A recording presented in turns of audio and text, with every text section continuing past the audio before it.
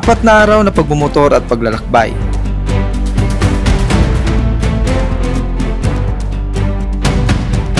At 3 magagandang nakakamanghang mga destinasyon. Woohoo!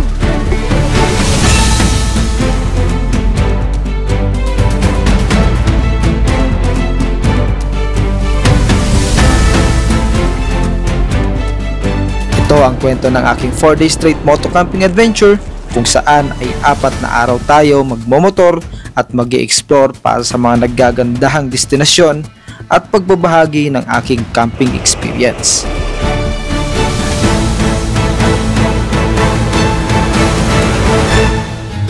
At para sa pinakauna nating spot ay sa Nueva Ecija tayo nakahanap ng lugar na mapagkakampingan. Isang napakalawak na farm campsite na may napakaroon na ambience. Kaya wag na nating patagalin pa. Ako nga pala si Clyde at ito ang mga kwento ng aking mga paglalakbay. Tara at samahan niyo muli ako sa isa na namang relaxing at kapanapanabik na moto camping adventure.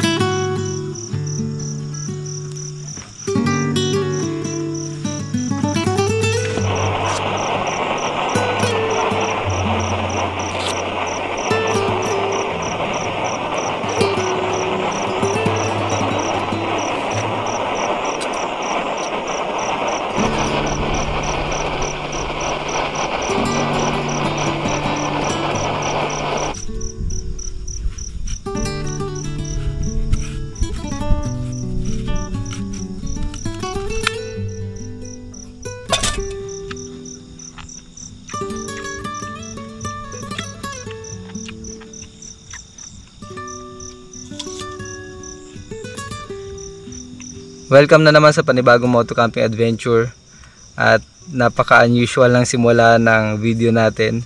Pagpasensyahan nyo na at medyo maraming naging aberya nung papunta tayo dito.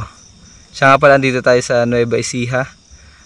Bumiyahe tayo mula Marikina papunta dito at okay naman yung naging ride natin. Kahit na medyo malayo ay maganda naman yung panahon. Ang original na plano dapat ay doon ako magka-camping sa Calabasa River sa may Gabaldon dito sa Nueva Ecija. At doon sana ako maghanap ng spot kasi nga nakapag-camping na ako doon at alam ko na walang bayad doon. Meron man parang 10 pesos lang yata para sa environmental fee. At pwede kang pumesto doon malapit sa ilog. At may mga kubo naman doon pero choice mo na rin kung magre-renta ka o hindi. Kaya yun yung napili kong spot. Pero unfortunately nung pumunta tayo doon at dumating tayo doon ay sinalubong tayo ng mga nagbabantay sa lugar at sinabi nga na may memorandum mula sa mayor's office na hindi na muna nila inaalaw yung mag-overnight sa lugar na yon. Kaya nag-decide ako mula doon sa Calabasa River doon sa Gabaldon na pumunta dito sa kung nasan tayo ngayon. So bukas magkita-kita tayo at ipapakita ko sa inyo yung campsite na to. Napakaganda at napakaroon niya tignan. So dahil napagod tayo sa napakahabang biyahe at ubos na yung energy ko kanina, kumain na lang ako ng mansanas at pinakulang ko yung baboy na dapat ay dinner natin. Para hindi masira, pinakulang ko na lang. Tignan natin kung ano yung magiging adventure natin bukas. Talagang medyo hindi naman sa minalas pero hindi nasunod yung ating plano ngayon. Kaya ito, nag-improvise tayo. Pero sulit din tong campsite ito. Bukas papakita ko sa inyo. Tulog muna tayo at see you tomorrow.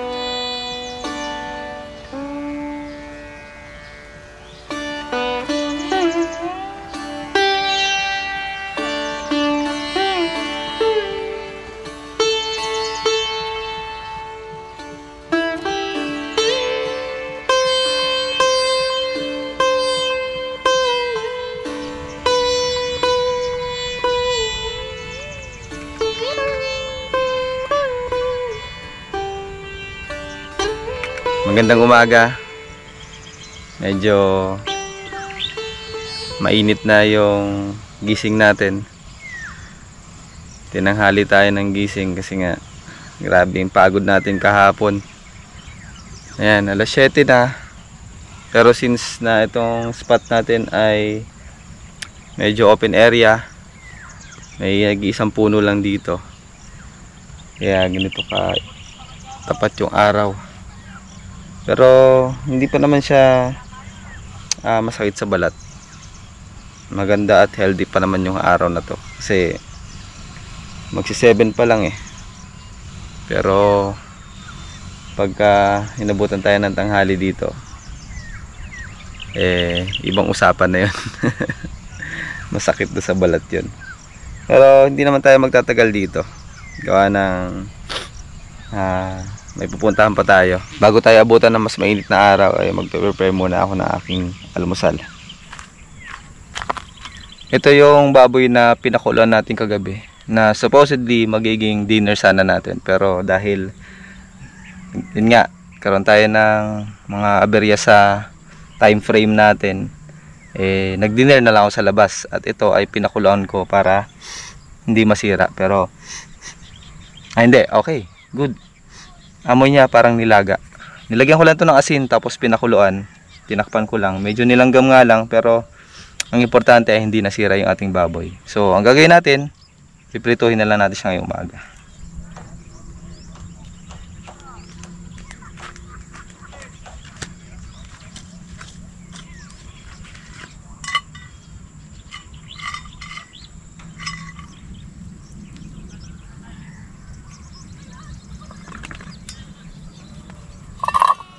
Daming mga kambing oh.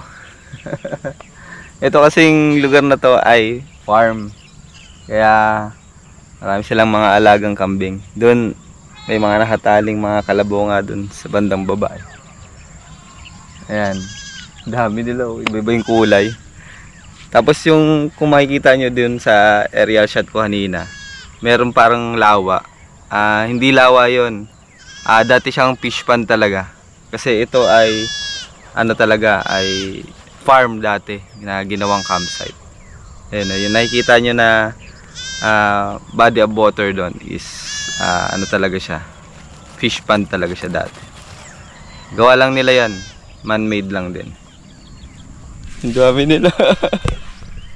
Nasakop na nila yung tent ko. Sarado ko yung tent ko, baka pumasok sa loob.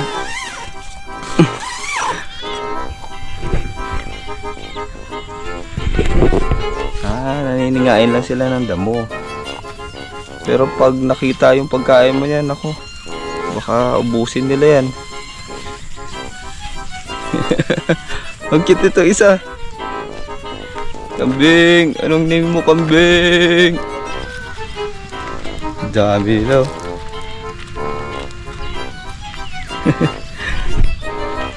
Naku, andun na sila sa tent natin. Ako, sinipa pa yung isa.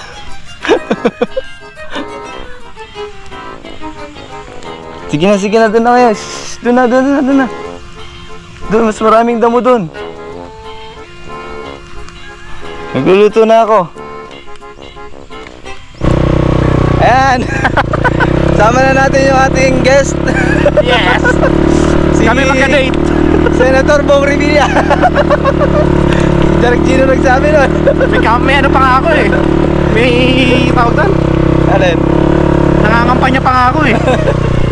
Okay, success! Ano lang na. Mainit lang. Mainit lang.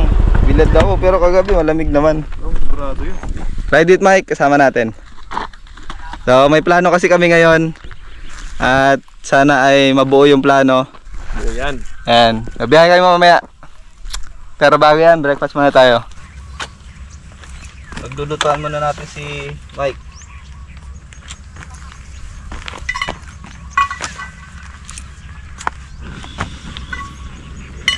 Parang hindi natin ng gano'n.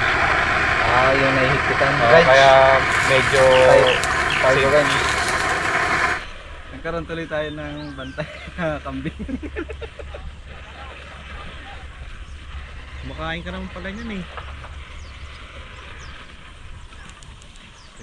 Napakainit. Ito naman kainin.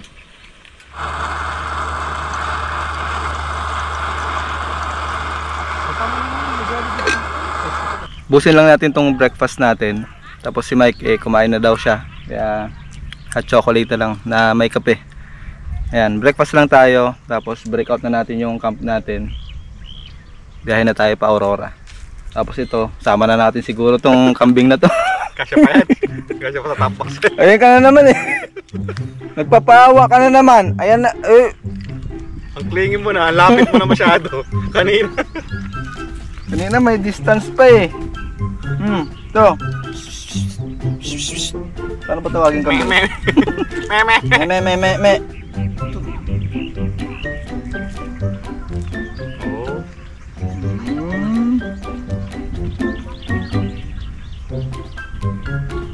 Ikaw, ano lang pa-offer mo? Sabi niya.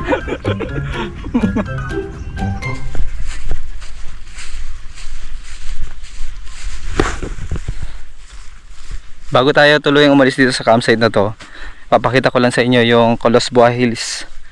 Ito yung nasa likuran natin. Tanaw nyo dito yung parte ng Mount Bangkay. Yan yung mataas na bundok na yan. Ito ay base sa vlog ni brother Jerks, si Kuya Jerks sa YouTube nung nagcamping siya dito. Yan. Yung nag-iisang bundok na yan na prominent o tanaw dito sa campsite na to. Yan daw ay yung Mount Bangkay.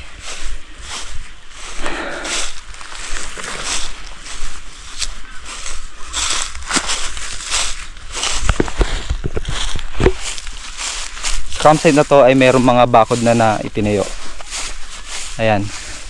Parang ito yung boundary papunta dun sa Colosboa Hills, yung dun sa bandang likuran ng campsite na to. Yun naman daw ay pagmamayari ng gobyerno, at itong parte na to ay private property, kaya meron silang harang dito. Pero hindi ko lang alam kung merong ibang access papunta dun sa hills na yon maliban dito sa campsite na to.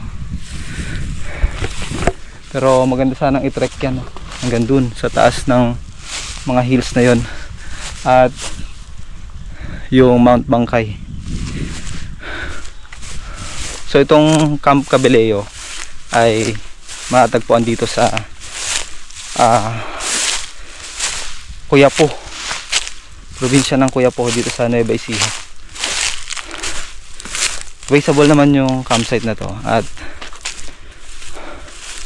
napakamura ng entrance fee nila dito.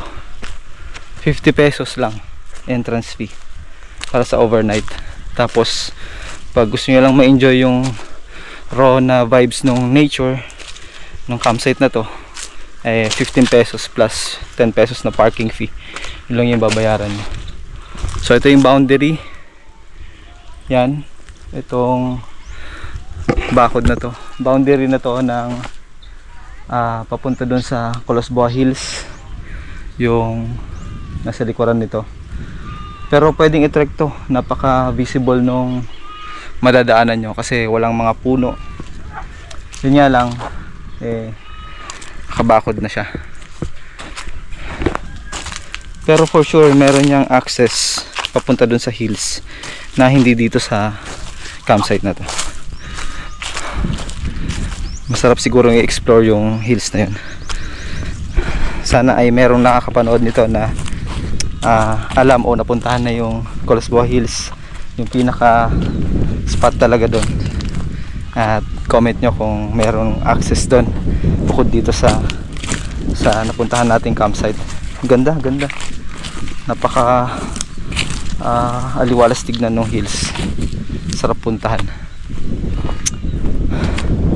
Nakapag-break na tayo ng ating campsite. Nakapagligpit na tayo ng ating tent. At ready na tayo para bumiyahe. So pumunta dito si Ride with Mike, si Mike, kaibigan natin. At sabay kami pupunta ng Aurora. Dapat ang plano ay sabay kami kahapon, pero hindi umubra sa schedule niya kasi nga may pasok din si Mike sa trabaho. Pero ngayon magsasabay kami pupuntang Aurora. So ang mga panood nyo na mga succeeding na video natin ay tungkol sa Aurora. Kaya sana ay abangan nyo yung magiging upload natin about sa pagbiyahe at pagka-camping natin sa Aurora. Ayun si Mike at ayun yung spot natin dun, oh. Exposed na sobrang init na, kaya buti na lang at nakapagligpit na tayo at ready to go na. Along the way sana may madaanan tayong mga magagandang spot.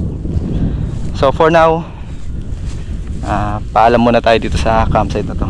Napakaganda at napaka affordable para sa isang private campsite na may ganito kagandang ambience. Puntahan nyo na dito sa Kuya Po, Nueva Ecija. Tara bro!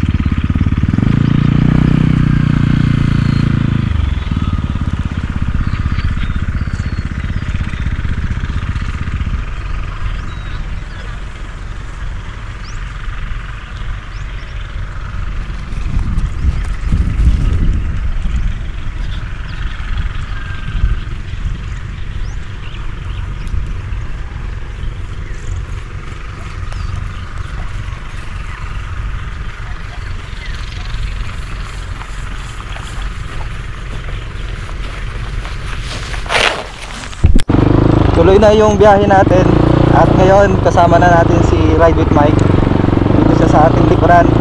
At kami ngayon ay nakakonekta sa aming mga intercom, so nakakapag-usap kami. Ako, ang gamit ko ay Freedcon R3 at si Mike naman ay FX. So hindi ngayon pang music yung ating intercom, meron tayong kachismisan. For sure hindi tayo maboboring. Biyahe namin ngayon, hindi pa namin alam. Pero for sure ang target namin kasi ay Aurora, so malamang ay mag-beach tayo. Pero mapapanood nyo yan sa susunod nating upload. Never really know what's going on. Look at me sometimes like all you want to do is run.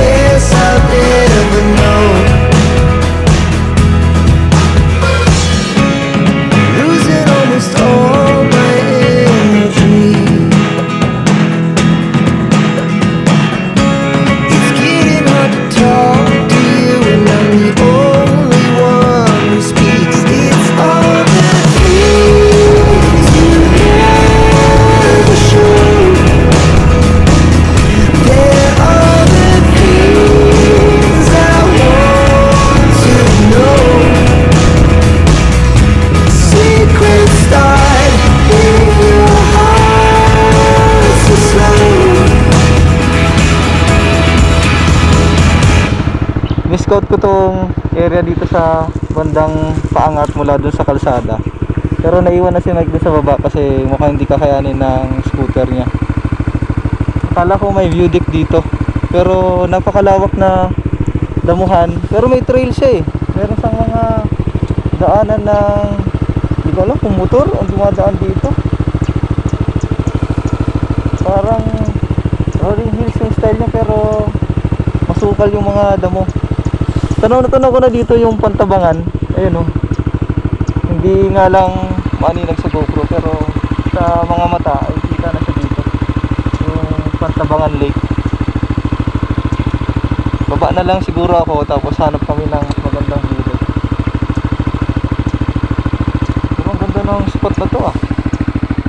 Pero malamang ay private property to, kasi isang palatandaan na private property yung lugar kapag may mga posting nakatayo na nakaabang para sa pambakod.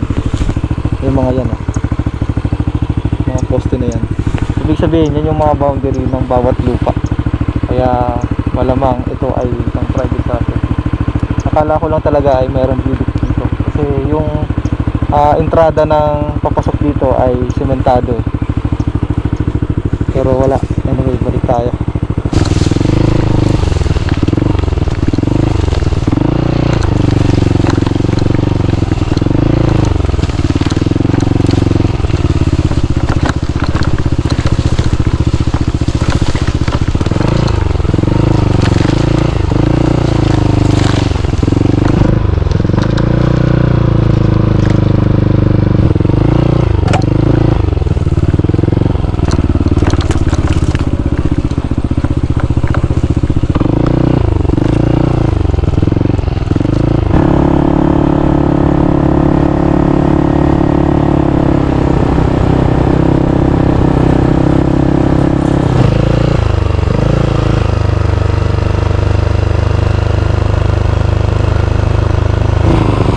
First time ko dito sa Pantabangan Lake.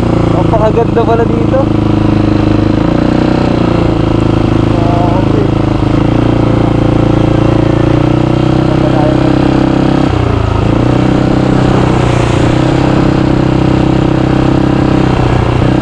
Para siyang ano no, para siyang jump sa side na.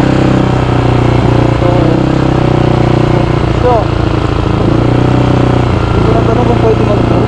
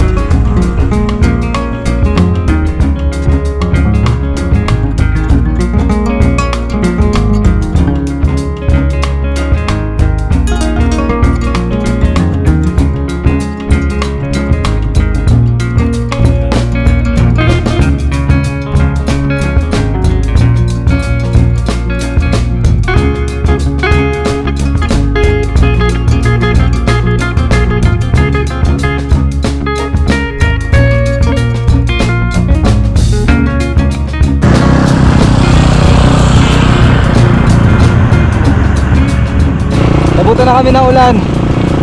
Grabe, napakaganda dito sa Pantabangan Lake. Sulit yung biyahe.